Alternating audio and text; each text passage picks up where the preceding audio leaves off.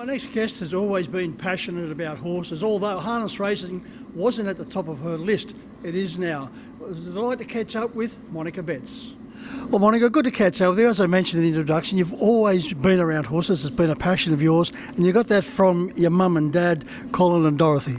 Yeah, that's right. We always had horses. I probably more ponies and riding. I think I had my first pony when I was 3, but Dad always had a full-time job as a market gardener on his own with his brothers. But he also always had a couple of trotters in work. And Mum then, I don't think she was a bit of a rider too, but like she got in and got a licence. I couldn't tell you the year, but when the first lady drivers were coming out, and she'd be always at the gymkhanas in the powder puff derbies, and and then she trained some horses later on in time. And Dad, he, like probably before we were born, I can just remember, had a good old horse called Reckless Raider. He used to go to Howard Park a lot, and I do remember he was good friends with Sammy Agate at Harold Park, and his stables were just at the back of Harold Park, and Dad would go down there and stay for the night and venture home the next day. Now, your dad's around the 90 years old mark, yeah. And for most of his life, as you said, he worked in the market gardens supplying vegetables to Edgells. Yeah, that's right. When we were kids, it was always carrots. Yeah, so we had a lot of time down the paddocks, and then they went into broccoli, and then I don't know, something happened with Edgells and they went into cabbages, and they were very hard work. But yeah, so, and he was there he did it for years until he couldn't. I think back in maybe 86 or something, had an aneurysm, so he had to have a bit of time off. Yeah, and I think that slowed him down a bit, but he always still had 1 or 2 horses in work, and he had a stallion at one time that he, takes the mares and serve mares, and he was a really good horseman. And he'd often talk about, because he grew up with AD, and he'd often talk about, his dad had a team of draft horses and how they'd plough the paddocks with the draft horses, and he was just a good horseman. Oh, on the back of him too, if he broke in your horse, I think the last horse he broke in for me was a little thoroughbred, and he did all the work, and he had the best mouth ever, and he was a great horseman. Still is, yeah. Yeah, your love of horses took you in a totally different direction. You loved dressage, and that ended up sending you overseas. Yeah, well, I always went to the trots with Dad, and of course AD and Steve and Greg, they worked on Mum and Dad's track, so I grew up watching them all the time, but I never probably was that interested in sitting behind them. And I was always a rider. I left home and worked for a good years away, and then went overseas, and then I come back, and I was going to go back again, but Dad got sick, so I stayed in Lagoon and didn't, and then it just had to work. So Stephen had a job, so I just went up and helped Stephen for probably 7 years or so. I don't know how long it was, yeah. Must have been wonderful performing in dressage in England and Austria. Yeah, well, I didn't. I competed in England. In Austria, it was amazing, but I got to work with the head rider at the Spanish riding school. So yeah, it was seems like a lifetime ago and different person, but it was a great opportunity, and I loved it. And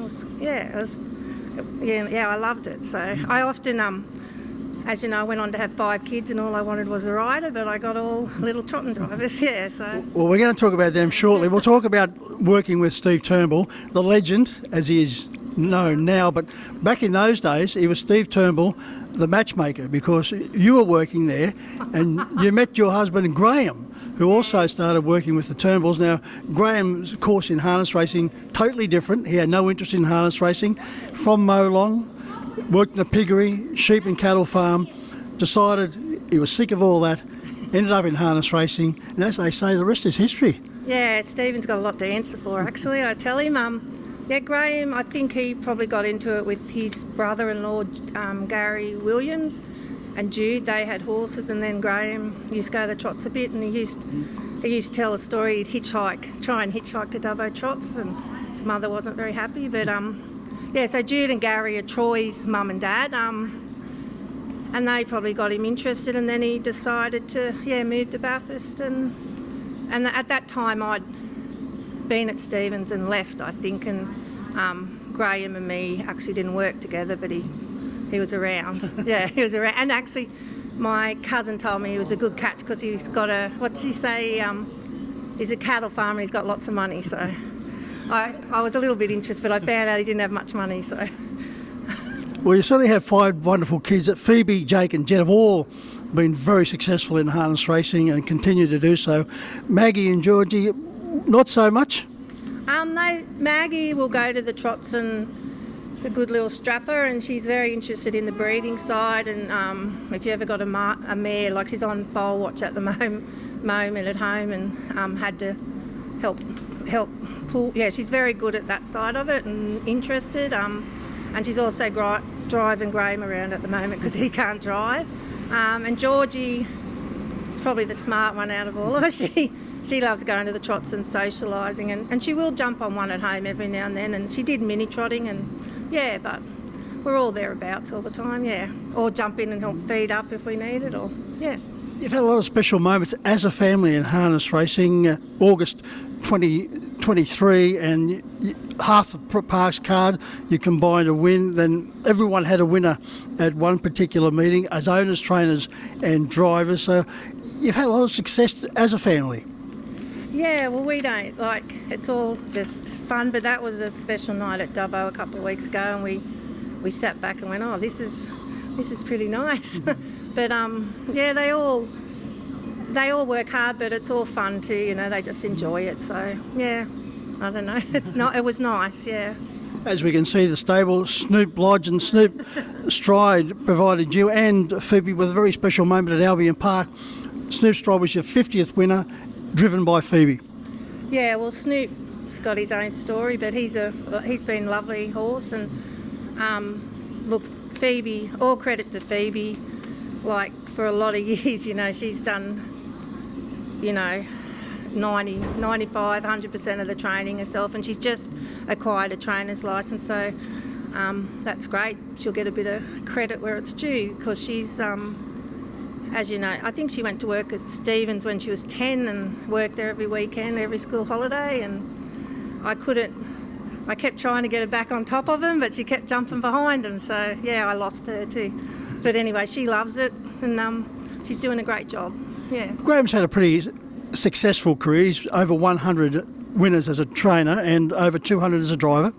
Yeah, well, he was at Stevens for quite a time, and then after Stevens I did a bit of time with Leon Bennett's, and then Graham became Leon's driver, and he had a fair few wins there, I think, at the time of all the size stakes, fillies races, and Leon had a lot of nice fillies, and and he does a good job. He mainly concentrates on breaking because he doesn't actually like training for other people, but he's got a lot of his own and breaking in, and he's probably broken every bone in his body, Graham, but he's still going, so you can't slow him down. There's plenty of harness racing trainers and drivers who can lay testament to that. Yeah, that's true.